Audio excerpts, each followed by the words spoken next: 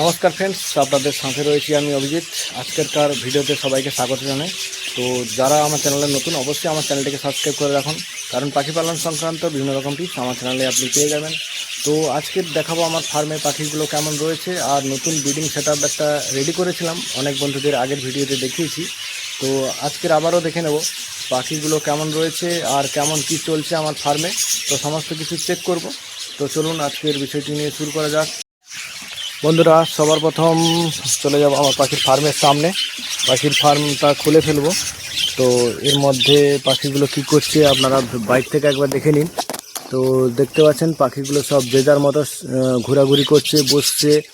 এবারে একে একে করে ভাঁড়ে ঢুকছে 11জন করে। তো সেগুলো হয়তো এখন আপনি ভিডিওতে দেখতে পাচ্ছেন না, পরবর্তী ভিডিওতে আপনাদের দেখাবো। আর এখন যা যা চলছে অবশ্যই আমি ভিতরে গিয়ে দেখাবো। অবশ্যই আমার চাবিটা খুলে ফেলবো।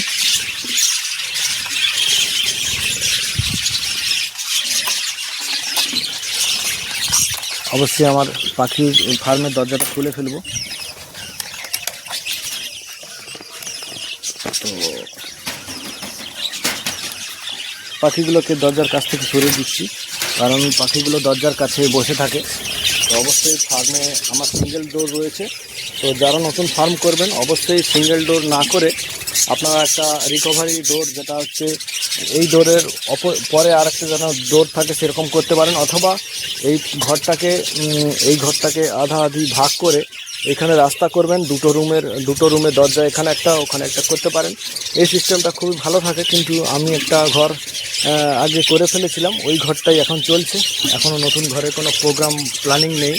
তো এখন আপনি দেখতে পাচ্ছেন সব ভাঁড়গুলো লাগিয়ে ফেলেছি। তো বন্ধুরা, এই নতুন ব্রিডিং সেটআপ আপনাদের কেমন লাগলো সেটাও বলবেন।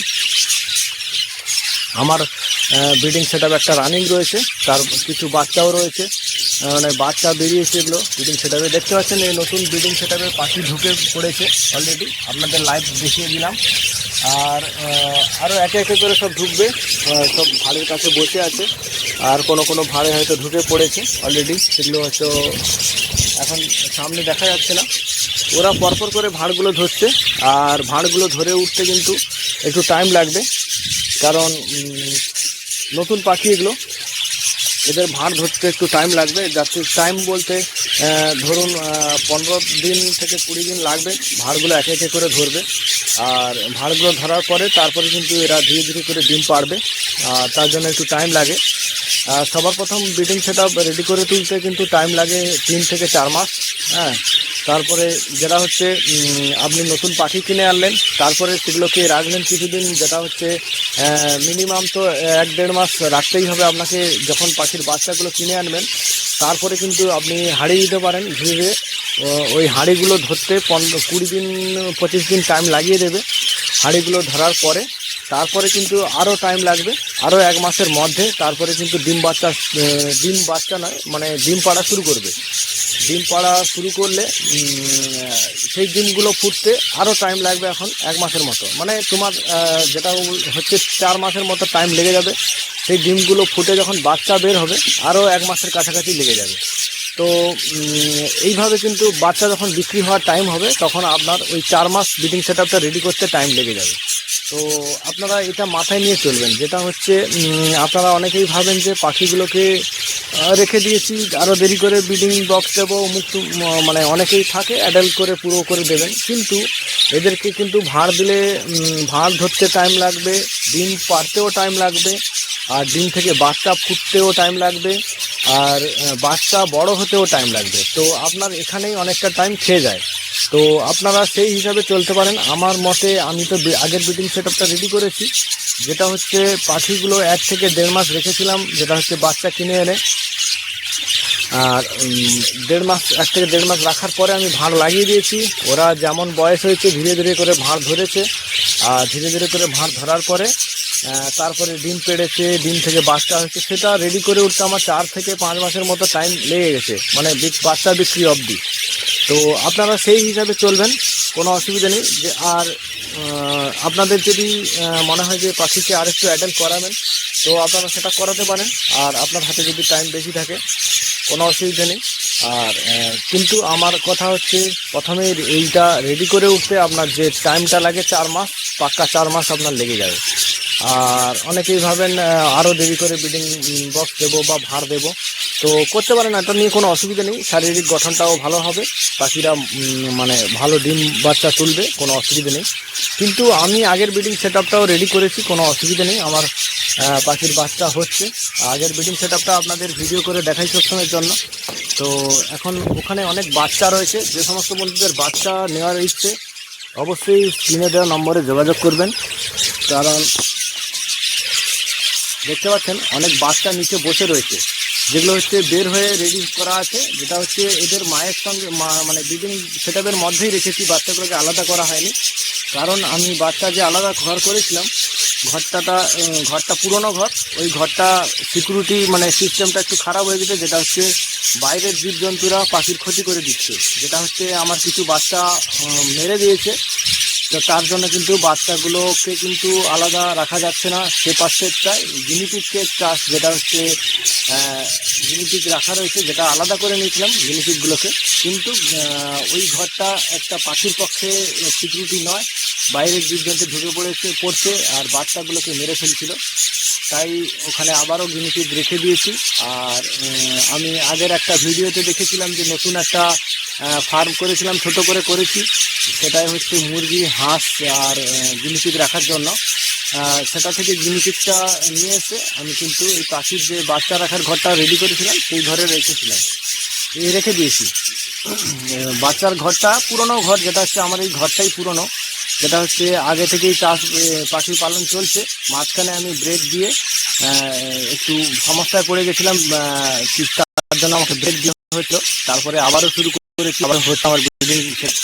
তো তার জন্য বিভিন্ন রকম সময় সিচুয়েশন অনুযায়ী আমাকে চলতে হয়েছে, ওটা নিয়ে কোনো অসুবিধা নেই। আর এইভাবে কিন্তু চলছে, আপনারা দেখতে পাচ্ছেন। আর পাখিগুলোকে যেমন পরিষ্কার করে খেতে দিয়েছি, এখানে আছে। এর জলের সাথে কিন্তু ডিম পাড়ার ওষুধ দেওয়া রয়েছে, মাল্টিভিটামিন দেওয়া হয়, তাছাড়া লিভারের ওষুধও দিতে হয়। তো সব রকম ওষুধ দিতে হয়। যখন আপনারা পাখি যখন ওষুধ দেবেন, তাদের একটা নিয়ম যে ভিটামিন জাতীয় কোনো জিনিস, যেমন ক্যালসিয়াম, মাল্টিভিটামিন বা ডিম পাড়ার জন্য স্পেশাল ওষুধ পাওয়া যায়, সে সমস্ত ওষুধ দেওয়ার আগে কিন্তু লিভার টনিকটা অবশ্যই ব্যবহার করবেন। তারপরে কিন্তু ওই মাল্টিভিটামিনগুলো ব্যবহার করবেন, তাহলে কিন্তু পাখির শরীরে ওটা কাজ করবে। আর আপনারা যদি ডাইরেক্টলি ভিটামিন দিতে থাকেন, তাহলে কিন্তু পাখিরা হজম করতে পারবে না, আর পাখিদের হজম শক্তিটা কমে যায়। কারণ খাবার দাবারগুলোর অনেক সময় নোংরা আসে, বা খাবার দাবারের মধ্যে অনেক সমস্যা থাকে। ধরো এই সময়টা একটু কাঁচা দানা, যে দানাটা হচ্ছে পাখির বাচ্চার জন্য বা পাখির জন্য সুবিধাজনক দানা নয়, কাঁচা দানা। এটা হচ্ছে রোদ খাওয়া, যেখান থেকে প্যাকিং হয়ে এসেছে সেখান থেকে কিন্তু এই দানাটা কাঁচা দানা প্যাক করা হয়েছিল। আর এর জন্য পাখিগুলো হজম শক্তি কমে যাচ্ছে, তার জন্য আমাকে হজমের ওষুধটা মারতে হচ্ছে। সেটাও আমি বুঝতে পারছি, তার মধ্যে কিছু কিছু পাখির হজমের প্রবলেমও হচ্ছে, সেটা বুঝতে পেরে হজমের ওষুধটাও আমাকে মারতে হচ্ছে। আর হজমের ওষুধটা অবশ্যই অন্যান্য সময়েও ব্যবহার করা উচিত, যেটা হচ্ছে পাখিকে সবসময় ওষুধ দেওয়ার আগে হজমের ওষুধটা দিলে কী হবে, এদের হজম শক্তিটা বেড়ে যাবে। হজম শক্তিটা বেড়ে গেলে কিন্তু সমস্ত ওষুধ কাজ করবে। তো বন্ধুরা, নতুন ব্রিডিং সেটআপটা দেখলেন, আর এটা রানিং হলে আপনাদের আরও ভিডিও বানিয়ে দেখাবো, যেটা আপনারা পরবর্তী ভিডিওতে দেখতে পাবেন। আমার সাথে থাকবেন, যেটা হচ্ছে আমার চ্যানেলের সমস্ত ভিডিও দেখতে থাকবেন। পরবর্তী যত এই ব্রিডিং সেটআপটা রানিং হবে, সমস্ত জিনিস একে একে করে আপনাদের দেখাবো। তো আপনারা অবশ্যই নিশ্চিন্তে থাকুন। আর আমার ভিডিও দেখে পরপর করে আপনারা ফলো করে সমস্ত জিনিস শিখতে পারবেন। হয়তো আমার থেকে কোনো বন্ধু অভিজ্ঞ রয়েছে, সে সমস্ত বন্ধুরা হয়তো আমার থেকে আরও ভালো ব্রিডিং সেটআপ বানায়। তো আমি আমার মতে আমার সুবিধা অনুযায়ী বানিয়েছি। তো বন্ধুরা, আপনাদের যদি ভালো লাগে অবশ্যই ভিডিওটিতে লাইক করবেন। আর যদি কোনো সলিউশন আপনাদের কাছে থাকে তাহলে অবশ্যই আমাকে জানাবেন। তো এই হলো আজকেরকার ভিডিও। বন্ধুরা, আপনাদের কেমন লেগেছে অবশ্যই জানাবেন। আর আপনাদের যদি কোনো সমস্যা থাকে অবশ্যই আমাকে কমেন্ট করবেন, অবশ্যই তার সলিউশন করব। আর আমার অন্যান্য ব্রিডিং বন্ধু রয়েছে, যেটা হচ্ছে আমি ইউটিউবে যার নম্বরটা দিয়ে রাখি, সেই বন্ধুটার অনেক বড় ফার্ম আমার থেকে।